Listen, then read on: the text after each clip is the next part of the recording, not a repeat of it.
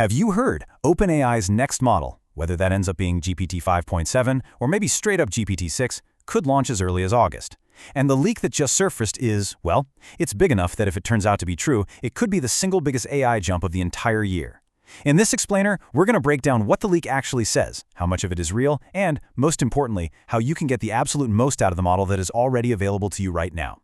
Hey everyone, I'm your host, and this is JustAIWorld. Let's get right into it. Okay, let's dive into this. A massive wave of unverified reports and social media posts just hit the internet in July 2026, claiming that OpenAI's next flagship model drops in August. The hype machine is, honestly, in absolute overdrive right now. But let's be crystal clear right from the jump, okay? OpenAI itself has not confirmed an official date. They haven't confirmed a name, and not a single official benchmark has been dropped. All of this is pure leaks and speculation. So, why is the entire tech world taking these whispers so seriously? Well, to understand that, we kind of need to look at OpenAI's recent track record.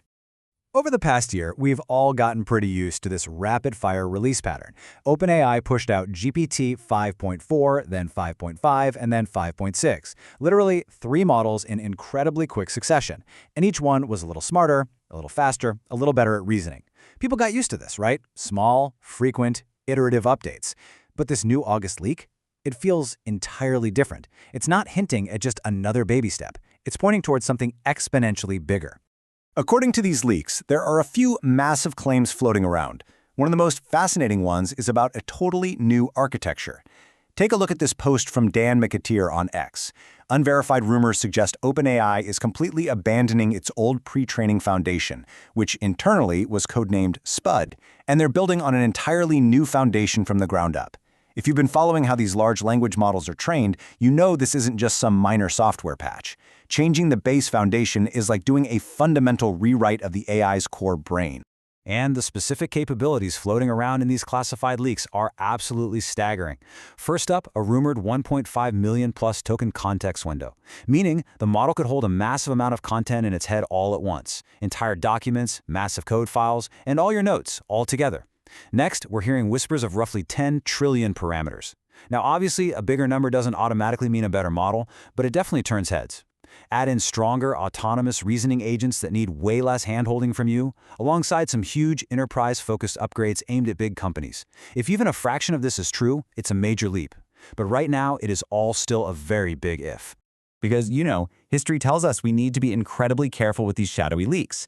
We've actually seen this exact same movie play out before. Remember when that previous model, the one codenamed SPUD, was heavily rumored to be the launch of GPT-6? Well, reality hit and it ended up releasing as GPT 5.5 instead. Dates and names shift in software development all the time. So my honest take, an August arrival for something new is definitely possible, but do not bank on that exact date. And maybe keep your expectations of an overnight everything changes revolution just a little bit lower. Until that leak is actually confirmed, the smartest move for your productivity is to focus on the tool you actually have access to right now, and that is GPT 5.6, which OpenAI publicly launched back on July 9, 2026. Instead of waiting around for a ghost model that might not even arrive when the rumors say it will, let's talk about mastering the absolute powerhouse we already have at our fingertips. GPT 5.6 is incredibly versatile, and it cleanly splits into 3 distinct versions. On the high end, we have Soul. This is their most powerful tier, built specifically for hard reasoning and complex problem solving. Right in the middle is Terra, which is beautifully balanced for your everyday work. And finally, we've got Luna. It is fast, incredibly light, and absolutely perfect for quick tasks where you just need speed. You can literally tailor your workflow perfectly to the task at hand. But alongside those tiers, GPT 5.6 introduced some features that are fundamentally changing how we interact with AI. First is Max Mode, which literally gives Saul more time to think deeply before answering. But the real game changer is Ultra Mode. This feature actually lets the model spin up its own autonomous helper agents to break your big, massive tasks into smaller pieces and just tackle them for you. It's a genuine glimpse into those autonomous agent workflows the August leaks are promising, but you can use it today. And of course, GPT 5.6 isn't launching in a vacuum. OpenAI is in a real AI arms race right now. Competitors like Meta, SpaceX AI, and Anthropic, with their highly praised new Fable 5, have all pushed out massive updates around the exact same time. When you look at OpenAI's own terminal bench coding benchmark, Sol reportedly scores a couple of points higher than Fable 5, and it manages to do it while using far fewer tokens and taking less time.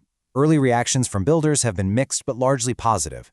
Some say GPT 5.6 is the most reliable model for everyday work, while others argue Fable 5 still edges it out on raw creative intelligence. The bottom line?